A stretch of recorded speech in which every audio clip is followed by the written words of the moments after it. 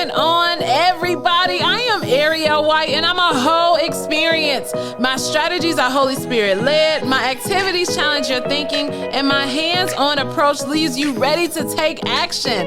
I'm a life coach, and I'm not here to play life with you. I'm here to do life with you. Yes. What's going on, good people? I am so excited to be before you today. I am back. And I am so ready for episode 3 of We Can Eat Together. I am so pumped about this theme. Let me tell you guys, if you have not checked out the cinematic theme that we put together in the first episode, I need you. It's okay. I'm giving you permission. Go ahead and pause the video and check out the cinematic theme. This theme is so amazing and important to me because it really conveys the message of what we do in life, right? It shows 3 beautiful women on the video. I am one of them. Bringing things to the table, just like us in real life. We bring value to the table. It might be our gifts, our talents, our skills, whatever it is, our organization abilities, whatever it is that we have, we're bringing that value to the table, and it's being an asset to those around us, showing us that we can do this thing called life together, and we can grow together, build together, we can eat together. So it's a beautiful idea, right? This cinematic theme, and it tells this whole beautiful picture, but that is the end result. But what we're here to talk about is the issues that prevent us from eating together. So last week we dove right up in there. I ain't play no games. So we talked about jealousy and how jealousy flat out stops us from working together, growing together, and eating together. Now this week, I have a brand new topic for you that you want to hear. But before we go ahead with this topic, I know how you people are. I got to prepare myself. You need to prepare yourself. So let's go ahead and get ready. So, Hold on. Okay. Holy Spirit, activate. Oh, no. Holy Spirit, no. activate. come on now. Holy Spirit, activate. Activate. Activate. All right, let's go. All right. Okay. Now I think I am ready. Today, the topic is scarcity mindset. I know some of you might be thinking, what is that? What does it mean? Scarcity mindset. I'm so glad that you asked. I'm going to go ahead and share this definition with you about what scarcity mindset is. So right here it says, this is a little bit of Webster and a little bit of me mixed in here, but it says a belief that there will never be enough, often resulting in people competing to stay on top, hoarding resources, causing fear, stress, and anxiety. That first part is really the definition, a belief that there will never be enough. But what ends up happening is it creates all of these negative things that come with it. Stress, this idea that I need to stay on top, so I got to work really hard, right? So scarcity mindset is just that, this idea that there is not enough. There is so much out here in the world where you have people who see other people winning and they're like, if they're winning, then I must be losing. Scarcity mindset is really this idea of, you think of a pie, right? If somebody comes and takes a big chunk of that pie and you see the small piece that's left, you say, that's all that I have. That's all there is to this. However, scarcity mindset is limiting what you can do.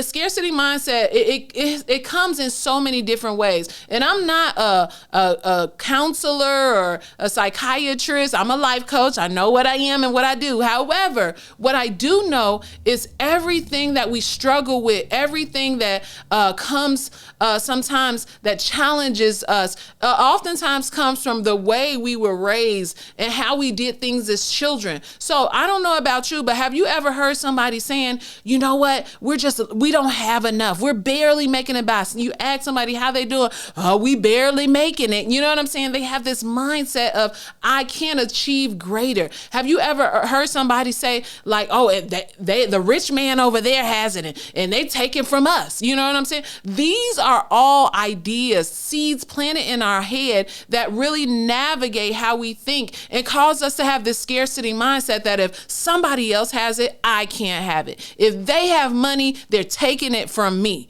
right? It creates this negative narrative that there's just not enough for us to go around. Another way,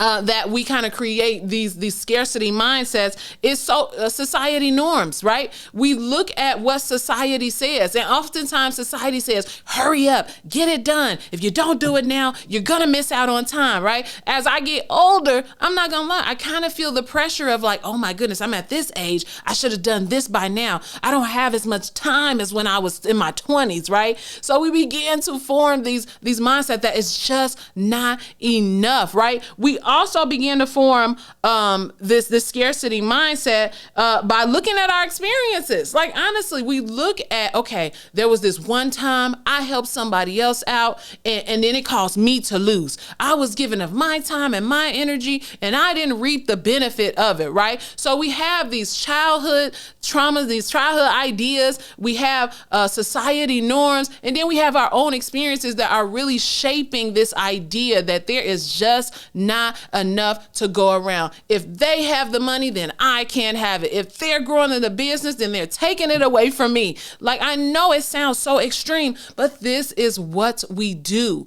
We look at a situation and say, if they have it, I cannot have it. If they're winning, I must be losing. All of these ideas are formulating this mindset that there is just not enough. And that couldn't be further from the truth. And I want to say this too. I want to be real clear. Scarcity mindset just doesn't have to do with money and numbers. It has to do with resources. It has to do with like your skills and abilities. Sometimes you can look at somebody and say, oh, you know, those skills, they're good in that area. That means I can't do that. You know what I'm saying? It's so many entrepreneurs out here. Oh, that he's a photographer. He's taking business away from me. That is a scarcity mindset. I'm telling you guys. And that is something we need to begin to change.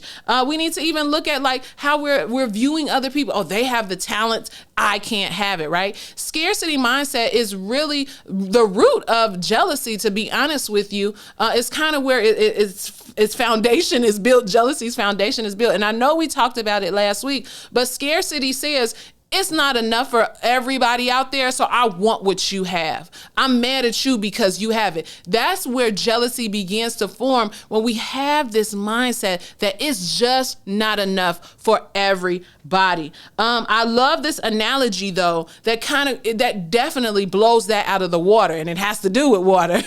But it's this idea that success is like an ocean. So I use success, but that's anything you want in life. If you want peace, if you want joy, if you want a better relationship with family, like whatever that thing is that you desire, it's like an ocean. And if anybody, I live in Chicago, so it's one thing to go to Lake Michigan, right? That's big. But an ocean is vast, is wide, is far, is deep, right? So if you go to an ocean and say, you know what, I want this ocean of joy. Let me just keep digging this water out. Listen, it's not enough water in the world for us to like run out, right? There's billions of people in the world. If everybody grabbed a bucket and went to the ocean and said, you know what, I want a little bit of this, it still would not run out. This is how we need to begin to change our minds and realize that there's more than enough, right? It really also reminds me of the story of the fish and the 5 loaves with Jesus. I love this story because, I mean, who doesn't love a good story? But I love this story because it really connects with this whole idea of not limiting our mindsets to this whole scarcity mentality, right? So there's Jesus. We have Jesus. We have this little boy, and he says, you know what? We need to feed all of these people. We need to feed 5,000 people. What do we do? All I have is